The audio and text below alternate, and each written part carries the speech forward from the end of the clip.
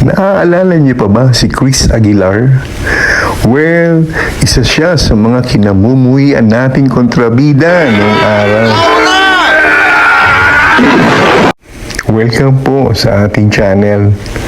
Kasama natin ngayon ang isa sa mga icon pagdating sa goons or kontrabida noong late 80s and early 90s.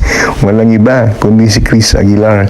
But before that, may we ask a favor to you to please subscribe to our channel and press the notification bell para palagi po kayong updated sa ating mga video. Thank you po and enjoy watching.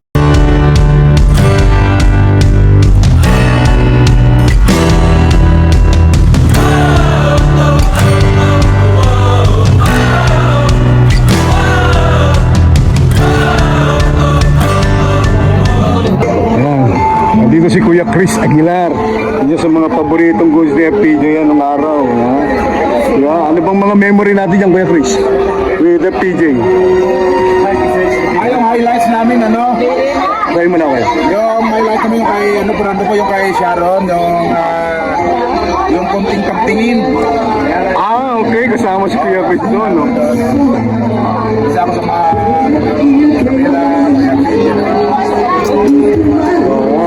Si Chris Aguilar ay nakasama sa pelikulang Blood Peace Part 1 and Part 2 noong 1989 and 1990.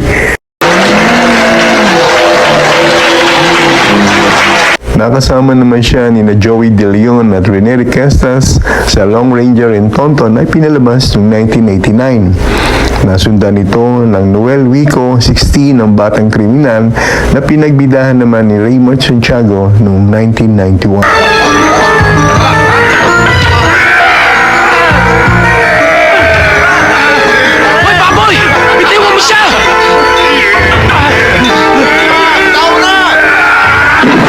Nakasama naman siya ni Sharon Cuneta at Cesar Montano sa pelikulang Wala Nang Iibigin Pang Iba na ipinalabas naman noong 1997.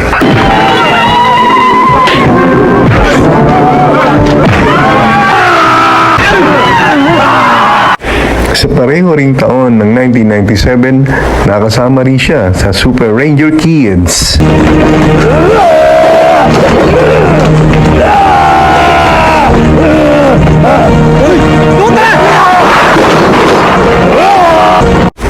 Dalawang pelikula rin ang nagawa niya sa atin noong 1998 sa pelikulang War Freak na kasama niya si Cesar Montano uli at sa Buhawi Jack na pinagbidahan naman ni Monsignor Del Rosario. Kaya lang, naibus kay ko ni mo ron. Nalimta na ni mo. Kaya bawagod ka nga.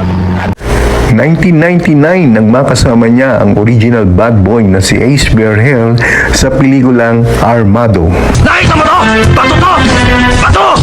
Walang harapan! Leon! Narito naman ang mga iba pang nagawa niyang pelikula.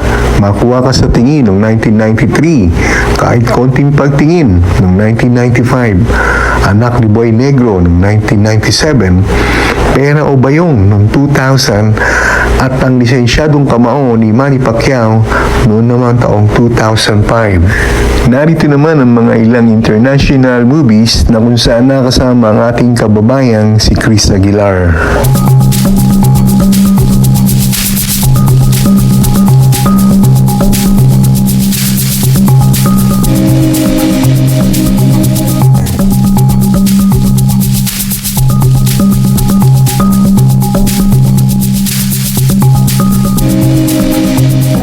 Kuya Chris, anong bago mong pelikula ipopromote?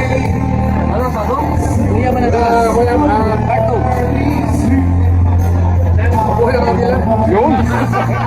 Wala ka namin sa probinsya kasi. Probinsyano. Batang Quiapo. Batang Quiapo. Supposed to be November. Dito ang shooting. Oo. Hindi man pwede si Coco.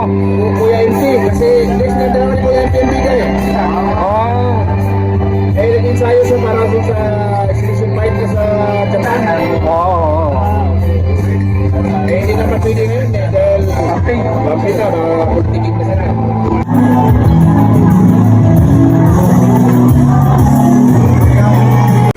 Karamihan sa mga papel na ginampanan niya, makikita mo siyang naka-masikip na muscle t-shirt, nakabukas na vest para makita mo ang matipunong katawan niya. O kaya naman ay tuluyang walang suot na pang-itaas.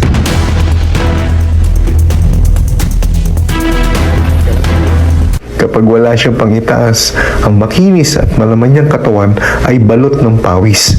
Palagi siyang gumaganap bilang kontrabida na sa simula ng pelikula ay laging nasa itaas ang kamay, pero sa huli, bugbog sarado at talon.